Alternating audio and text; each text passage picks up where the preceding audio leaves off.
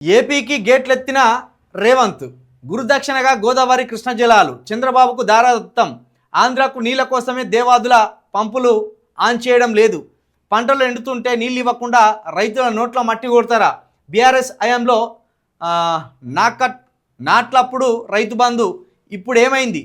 BRS హయాంలో నాట్లప్పుడు రైతు బంధు వేసిందట ఇప్పుడు ఏమైంది అంటాను తక్షణమే